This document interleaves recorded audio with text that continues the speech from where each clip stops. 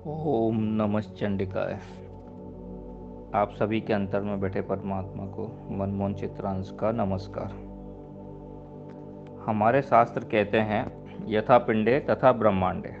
जो कुछ भी हमारे अंदर है वह सब ब्रह्मांड में है, और जो कुछ भी इस ब्रह्मांड में है वह सब हमारे अंदर है। जिस तरह हमारे 5 कोष हैं, आत्मा के 5 शरीर हैं, इसी तरह इस ब्रह्मांड के भी 5 कोष हैं। और जिस तरह हम विकसित होते हैं, इस तरह यह ब्रह्मांड भी विकसित होता रहता है। जिस तरह हम बार बार आते जाते हैं, उसी तरह प्रलय काल में यह ब्रह्मांड भी नष्ट हो जाता है और फिर दोबारा ब्रह्म से ब्रह्मा जी इसका निर्माण करते हैं। और इसकी सारी गणनाएं वो सारा आप जानते हो, हमारे ऋषियों ने बताया हुआ है। यह हमारे ऋषि सब बात बता के गए हैं, और हम इस सृष्टि का छोटा सा हिस्सा है, इतना छोटा कि शायद ना के बराबर।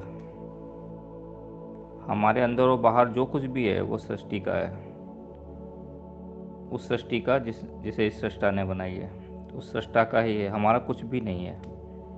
तो मैं जो कुछ भी आपसे कहता हूँ, कह रहा हूँ, बता रहा हूँ, वो सब मेरा, उसमें कुछ भी नहीं है। हमारे ऋषियों का, हमारे गुरुओं का है, हमारे मनीषियों का, हमारे महापुरुषों का। मैं अपनी तरफ से कुछ नहीं कह रहा हूँ। मेरा अपना कुछ भाव है, विचार है, उसको मैं कुछ बताने की कोशिश कर रहा हूँ। आप गौर से उसको समझने की कोशिश करो। मेरे कुछ अनुभव हैं, अनुभव को कहना बहुत मुश्किल है, पर हम कोशिश करते हैं। और जो हमारे ऋषियों ने, हमारे गुरुओं ने कहा है, हम उसको अपने ढंग से बताने की कोशिश करते हैं, जितना हमारी समझ है। मैंने एक कहानी सुनी थी। एक नाव नदी के किनारे बंधी थी। जाने वाले कई लोग थे। सब मिलके सोचने लगे कि जब एक मल्ला इसको खे के नाव को ले जाता है, तो हम सब मिलजुल के, इतने सारे लोग हैं, तो क्यों नहीं ले जा सकते इसको बिना मल्ला के। तो सभी ने उत्साहपूर्वक नाव में सवार होकर उसको उतार दिया पानी में। नाव चली। बीच मझधार में जाकर चक्कर खाने लगी। संभालने के कई प्रयत्न किए गए, बचने की बहुत कोशिश की, पर आ जाने की भी बहुत कोशिश की उनने कि भी कैसे भी पहुंच जाए, बच जाए, पर नहीं हुआ कारगर। आखिर में क्या हुआ, नाव डूब गई और कोई भी नहीं बचा। ऐसी एक दूसरी घटना किसी दूसरे घाट पर घटी। कहानी कहती है कि मल्ला भी था वहाँ, नाव भी थी, और जाना कहाँ है ये भी पता था। और जो मल्ला था ना, उसने नशा कर रखा था। लोगों ने नशा कर रखा था। पेड़ से बंधे हुए जो रस्सा था नाव का, उसको खोलने की याद ही नहीं रही, और मुसाफिर उसमें खुशी खुशी बैठ गए। खूब मौज मस्ती में मल्ला ने नाव चलाना शुरू कर दिया, पतवार से खेना शुरू कर दिया। नाव हिलडुल रही थी। रात के अंधेरे में लगता था जैसे कि मज़े से जा रहे हैं, सफ़र चल रहा है, अपने नियत स्थान पे पहुंच जाएंगे। सभी खुश थे। वो सवेरा होते होते क्या हुआ, जहाँ थे वहीं थे वो, वहीं के वहीं। तो एक नाव का मल्ला नहीं था और दूसरे का था, पर वो थोड़ा बददिमाग था। मुसाफिरों को हैरानी सहनी पड़ी। अब ये कथा जीवन का लक्ष्य पार करने वाली उस नाव के संबंध में है। ये एक भवसागर है, जिसके लिए कुशल प्रवीण गुरु का सहयोग मिले बिना कुछ बात बनती ही नहीं है, और हैरानी होती है, हैरानी ही हाथ लगती है। विभिन्न तरीके से मनोरंजन होता है, विभिन्न विचित्र बातें आती हैं, जानकारी आती हैं, आश्चर्यचकित होते हैं। और कबीर ने कहा है कि एक ने कही दूजे ने मानी, और कबीरा कहें कि दोनों ज्ञानी। गीता में भगवान कृष्ण कहते हैं, न तद्भासयते सूर्यो न शशांको न पावकः यद् गत्वा न निर्वर्तन्ते तद्धाम परमम मम। भगवान कहते हैं कि उस परम धाम को न सूर्य, न चंद्रमा, न पावक यानी अग्नि प्रकाशित करती है,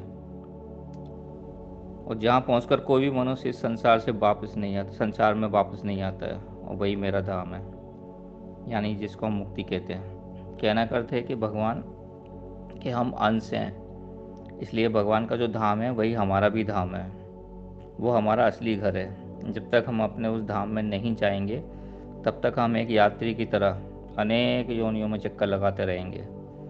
इसलिए हमारा उद्देश्य भगवान के उस परम पद को प्राप्त होना चाहिए। जिस प्रकार जल की धारा किसी पत्थर से टकराकर छोटे छोटे छींटों में बदल जाती है, उसी प्रकार परमात्मा की महान सत्ता अपने क्रीड़ा विनोद के लिए अनेक विभागों में व्यक्त होकर अगणित जीव के रूप में दृष्टिगोचर होती है। सृष्टि संचालन का क्रीड़ा कौतुक करने के लिए परमात्मा ने इस संसार की रचना की हुई है। मुझे ध्यान आता है जैसे हम कैरम में गोटी को बिखेर देते हैं रख के, फिर एक एक करके उसको निकालते हैं अपनी तकनीक से और खेल की तरह उसको यूज़ करते हैं। इसी तरह परमात्मा ने खेल रचा हुआ है, कई तरह के खेल अलग अलग रूप में। परमात्मा ने अपने आप को बिखेरने का झंझट भरा कार्य किस लिए किया? बिखरे हुए कणों को फिर एकत्रित होते समय असाधारण आनंद प्राप्त होता है। बिछुड़ने में जो कष्ट है उसकी पूर्ति मिलन के आनंद से होती है। परमात्मा ने अपने टुकड़ों को, अपने अंश को, जीवों को बिखेरने का बिछोह कार्य इसलिए किया कि वो जीव परस्पर एकता, प्रेम, सद्भाव, संगठन, सहयोग का जितना जितना प्रयत्न करें, समझदारी के साथ, ज्ञान के साथ धीरे धीरे सीखते जाएं, उतने वो आनंद मग्न होते रहेंगे। प्रेम और आत्मीयता से बढ़कर उल्लास, शक्ति का स्रोत और कोई हो ही नहीं सकता, कहीं है ही नहीं। और यही परमात्मा हमें सिखाना चाहते हैं। मानो ये दुनिया एक शिक्षा संस्थान की तरह है। जब तक हम सीखेंगे नहीं, समझेंगे नहीं और परीक्षा में पास नहीं होंगे, जीवन में आगे नहीं बढ़ सकते। बाहर तो सीखने के लिए एक खेल की तरह है, आगे अंतर में हम आगे बढ़ते हैं। अनेक प्रकार के बल इस संसार में मौजूद हैं, पर प्राणियों की एकता के द्वारा जो शक्ति उत्पन्न होती है, जो संगठन की शक्ति है, उसकी तुलना में कोई भी बल नहीं है। सबसे बड़ा बल है ये। और ब्रह्मांड को परम सत्ता का शरीर रूप माना गया है एवं इसमें व्याप्त चेतना सत्ताओं को उसी का एक घटक माना जाता है। मानता है कि जिस प्रकार सारे वृक्षों की सत्ता एक बीज में है, ऐसी मानवीय सत्ता शुक्राणु में है तथा पदार्थ की सत्ता अणु में छिपी होती है। इसी प्रकार इस पूरे ब्रह्मांड की संक्षिप्त संस्करण हर चेतना सत्ता में देखा जा सकता है, यानी कि यथा पिंडे तथा ब्रह्मांडे। मानवीय चेतना सत्ता के सूक्ष्म शरीर में 5 कोष अवस्थित बताए गए हैं और आप्त वचनों के अनुसार क्रमशः अन्नमय कोष से विकसित होकर चेतना का जो उदाहरण होता है वो आनंदमय कोष की स्थिति में, मुक्ति की स्थिति में पहुंच जाता है। हमारे महर्षि अरविंद ने कहा है, बताया है कि उन्हें अपनी सूक्ष्म दृष्टि से समझा साधना के द्वारा और बताया कि ब्रह्मांड के विकास में जो व्यष्टि सत्ता का विकास है उसको मानते हुए समष्टि के भी 5 भाग बताए हैं उनने। जैसे हमारे अंदर 5 कोष है वैसे ही, तो उनने उसको शक्तियों के रूप में काफ़ी अच्छा विस्तार से बताया है और पूरे तथ्यों के साथ बताया है। उनके अनुसार वनस्पति जगत एक विशेष योनि है जिसे हम ब्रह्मांड का अन्नमय कोष कह सकते हैं, और प्राणी जगत जो है वो उससे ऊंची योनि है जिसे ब्रह्मांड का प्राणमय कोष का नाम दिया जा सकता है, और मनुष्य के अवतरण के रूप में मनोमय कोष विकसित हुआ है। सृष्टि के विकास की दृष्टि से सोचा जाए तो अभी 3 ही कोष सक्रिय हैं। चौथा विज्ञानमय कोष तो उन्होंने अतिमानस की सत्ता के रूप में इसको माना है, जिसका अवतरण कहते हैं कि अब प्रारंभ हो गया है। कई हमारे महापुरुषों ने उसकी भविष्यवाणी की है। कुछ लोगों ने बताया है साधना के द्वारा कि उस अति मानवीय सत्ता का प्रज्ञा का अवतार के रूप में प्रारंभ हो गया है, अवतरण हो गया है। जैसे कि हमने कल बात की थी, प्रबोधनी एकादशी, प्रबोध का, विवेक का जो जागरण है, वास्तव में इस समय जब हम लोग मौजूद हैं, इस समय ये बहुत विशेष समय है। प्रज्ञावतार हो रहा है, प्रातःकाल की लालिमा अवतरित हो रही है। अंतिम आनंदमय कोष ब्रह्मांड के पूर्ण विकास की स्थिति होगी। मानव में देवत्व तथा धरती पर स्वर्ग का वातावरण होने से सतयुगी परिस्थितियां होंगी। वस्तुतः महर्षि अरविंद की विकासवाद की ये जो परिभाषा है अपने में विलक्षण है एवं विज्ञान सम्मत है। बहुत अच्छा समय आएगा, क्योंकि ये सृष्टि के नियम के अनुसार हो रहा है। पौधे, वनस्पति, पशु, पक्षी, मनुष्यों ने तीनों इस जगत में एक साथ आए, परंतु उनका स्तर जो है वो अलग अलग है, अलग अलग कोषों के रूप में उनका विकास है। मनुष्य स्वभावतः शाकाहारी है, उदर पूर्ति वो वनस्पति समुदाय से करता है ना। ब्रह्मांड के प्रथम कोष अन्नमय कोष के रूप में जो वनस्पति समुदाय, इस प्रकार वनस्पति जगत ने स्थान लिया। पादप वनस्पतियों में चेतना होते हुए भी हलचल नहीं होती, इसी कारण से प्रारंभिक योनि के स्तर पर माने गए हैं वो। उनके अंदर सब कुछ होता है, बीज से पूरा वृक्ष बनता है, सारी क्रियाएं होती हैं, भोजन की, निषेचन की, सारी क्रियाएं, बस उनमें हलचल नहीं होती, वो चलते फिरते नहीं है। प्राणियों में चेतना है, हलचल भी है, दैनिक जीवन के उदर पूर्ति एवं प्रजनन संबंधी क्रियाकलाप भी वे चलाते रहते हैं। प्राण विद्युत का स्थूल नियोजन भर कर पाने वाले इन जीव, पशु, पक्षियों को ब्रह्मांड का प्राणमय कोष माना गया है। बस शरीर चलाने मात्र तक का प्राण शक्ति उनके अंदर होती है, वो स्वाभाविक रूप से चलता रहता है, इससे ऊंची स्थिति तक वे नहीं पहुंच पाते। तो श्री अरविंद के अनुसार मानवीय चेतना के अंतराल में ही ब्राह्मीय चेतना की परम सत्ता से अति मानस का अवतरण होगा, तब सभी मनुष्य देव पुरुष होंगे, उनकी भावनाएं उदात्त होंगी, वे संकीर्ण स्वार्थपरता, कुतर्कवाद, द्वेष, कलह, मनोविकारों से मुक्त हो जाएंगे। अंततः मोक्ष का द्वार खुलेगा, जो आनंदमय कोष की स्थिति होगी, और यही वो अति मानस के अवतरण का समय है। हमें मिलकर एकत्रित होकर समझकर तो उसी के अनुसार अपनी दिनचर्या बनाकर इसका लाभ उठाना चाहिए। मैं बार बार पुकार रहा हूँ, हमें मिलकर ध्यान देना चाहिए, आने वाले भविष्य के लिए बीज बोने चाहिए, तैयारी करनी चाहिए। ये बहुत ही विलक्षण समय है। अभी हम चेतना के बोध के 3 आयामों को ही जान पाए हैं। समष्टिगत स्तर पर ब्राह्मी चेतना के 5 आयामों की जानकारी इसी कारण हमें विलक्षण लगने लगती है। मैंने जानबूझ के अभी मनोमय कोष के आगे नहीं बढ़ाया है। जब इस विषय में चर्चा की जाती है तो बताया जाता है अनुभव होने पर कोई अपने अनुभव शेयर करता है तो हम विश्वास ही नहीं करते हैं, क्योंकि प्रकृति ने हमको जहाँ तक पहुँचाया है ना बोध के स्तर पर, उसके अगले स्तर की बातें उन पर विश्वास करना बहुत मुश्किल होता है। और उसमें भी बहुत सारे जो लोग हैं वो अन्नमय कोष यानी कि अपने स्थूल शरीर से ऊपर ही नहीं बढ़ पा रहे हैं। कुछ थोड़े उच्च स्तर पे के लोग हैं जो प्राणमय कोष और मनोमय कोष में कुछ विकसित हो गए हैं। योगी दिव्य दृष्टि संपन्न होते हैं। महर्षि अरविंद ने मानवीय विकास की जिन 5 शक्तियों का वर्णन ब्रह्मांडीय पंचकोशों के रूप में किया है वह एक अभूतपूर्ण किंतु यथार्थ प्रतिपादन है। जिस दिन मानव अति चेतना, अति मानस की स्थिति को प्राप्त कर लेगा, वो चतुर्थ आयाम में पहुंच जाएगा। वस्तुतः संधि काल मानवीय सत्ता के अति मानवीय सत्ता में हस्तांतरित होने का संक्रांति काल है। ये समझो कि इस समय जो तैयार हैं उनको परिवर्तन पूरी तरह से परमात्मा उसके लिए तैयार है परिवर्तित करने के लिए। बस उसके माध्यम हमको एक ईमानदारी से बस हमको जानना है आगे का रास्ता, उसके बारे में जानना है, उस तकनीक के बारे में जानना है, उन लोगों के बारे में जानना है, उस दुनिया के बारे में जानना है। आनंदमय कोष की स्थिति मानव में देवत्व के जागरण की स्थिति,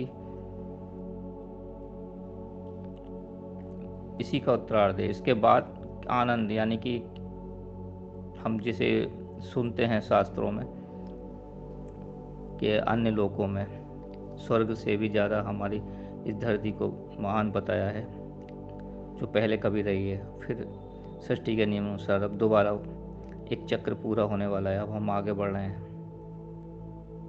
तो इसके बाद अगला आनंदमय कोष मुक्ति का होगा। तो नियंत्रण द्वारा निर्धारित मानव के विकास का वो चरम बिंदु है।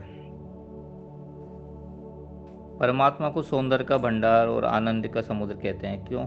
इसलिए कि उसने इतना सुंदर विश्व बनाया है और उसकी कलाकारिता का परिचय दिया है।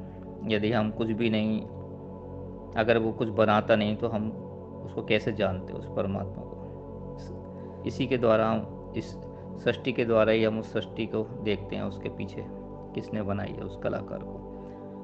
तो सृष्टा परमेश्वर का बड़ा भाव भरा नाम है, क्योंकि उसने सृष्टि को सजा। कितनी सुंदर है उसकी यह कलाकृति, जिसे ध्यानपूर्वक देखने से पुलकित हो जाते हैं, मन आनंद से भर जाता है, आश्चर्यचकित हो जाते हैं। सृजन किसी की भी शक्ति और गरिमा का सबसे बड़ा चिन्ह है। जिसने संसार में जितने महान निर्माणकार किए हैं उन्हें उतना ही सराहा जाता है। छोटा से पक्षी बया को देखो आप, कितना सुंदर घोंसला बनाता है, समझबूझ के साथ, कलाकारी के साथ, मनोयोग पूर्वक संजो कर एक सुंदर सा घोंसला बनाता है।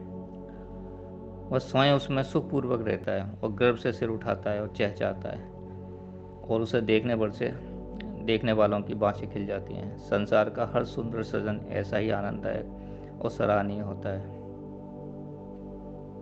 एक जीव को देखो, एक बच्चे को, जब बच्चा होता है उसको कितना पुलकित, कितना आनंदमय, कितना सब कुछ है, कैसे हम उसको सृजन करके एक महान पुरुष बना सकते हैं।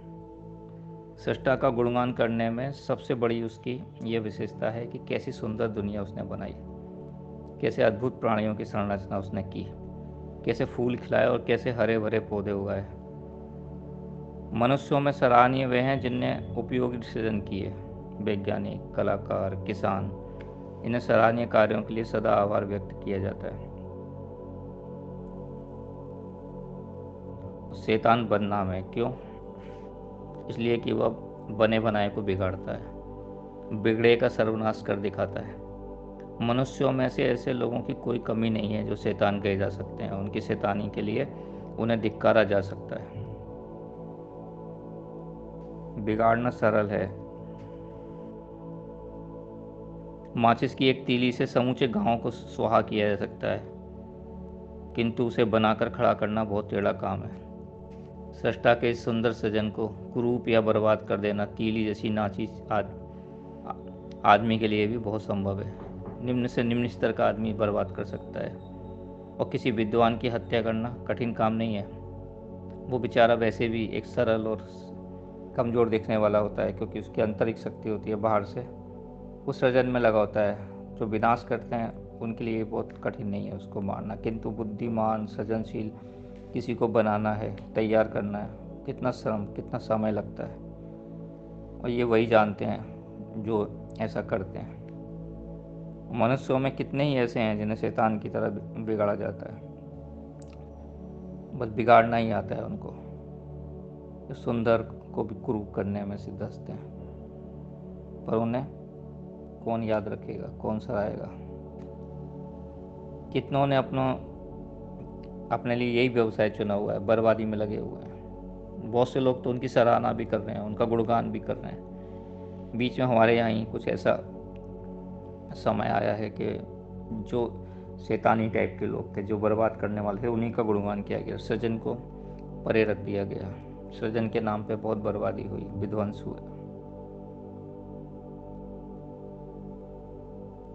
बहुत तोड़ फोड़ कर बहुत ही ज़्यादा खराब स्थिति आजकल लोग बना रहे हैं। आजकल हम स्पष्ट रूप से अपनी आंखों से देख रहे हैं कि ऐसे लोगों की एक पूरी की पूरी कौम खड़ी हो गई है, और अपने आप को बुद्धिजीवी कहकर कुतर्कों के साथ इनको प्रोटेक्ट करने वालों की भी एक पूरी की पूरी फौज खड़ी हो गई है। ऐसे लोगों ने अपना पूरा एक सिस्टम बना लिया है, मानो परमात्मा की सृष्टि को ही नष्ट करना चाहते हैं। जो लोग एक सुंदर तितली नहीं बना सकते, वे ऐसा क्यों करते हैं कि जानवरों और इंसानों की हत्या करें और विनोद को क्रंदन में बदल दें, खुशी, उत्सव और आनंद को दुख, रुदन और चीत्कार में बदल दें। जो लोग एक चींटी नहीं बना सकते, उस सभी जीवों को बर्बाद करने की योजनाएं क्यों बनाने लगते हैं। मार के खा जाना जीवों को, इंसानों को मारना और खुश होना। जो जिंदगी भर में एक सच्चा दोस्त नहीं बना सकते हैं, वे आए दिन जानी दुश्मनों के गिरोह अपने लिए क्यों तैयार कर रहे हैं। छोटे बच्चों के मिट्टी के खिलौने तोड़ डालने पर वो कितना नाराज होते हैं, कितने दुखी होते हैं, कितना गुस्सा होते हैं। तोड़ने वाले से बदला लेने के लिए दौड़ते हैं। ईश्वर की कलाकृतियों को जो बिगाड़ने भर का काम कर रहा है ना, जो उसके बारे में सोच भी रहा है उसके लिए षड्यंत्र भी कर रहा है, उनको ये ध्यान रखना चाहिए कि ऐसा न थे, जो करते हैं उनके साथ दुष्परिणाम उनको भुगतना पड़ता है। कर्म का फल जरूर मिलता है। एक भला आदमी बनाने में कितनों को कितनी मेहनत करनी पड़ती है, फिर जो बुरी शिक्षा देने, बुरे बनाने में, बुरे कृत्य करने में, कराने में लगे हैं, उन्हें आत्मा, परमात्मा और विश्वात्मा का को भाजन बनना ही पड़ेगा। और परमात्मा को भी अपने काम करने के लिए, इस दुनिया को स्वर्ग से भी सुंदर बनाने के लिए कुछ माध्यमों की आवश्यकता पड़ती है। आओ हम सब मिलकर उस परमात्मा को प्रकट होने के लिए माध्यम बने। चर्चा जारी रखेंगे। आप सभी के अंतर में बैठे परमात्मा को नमस्कार। ओम।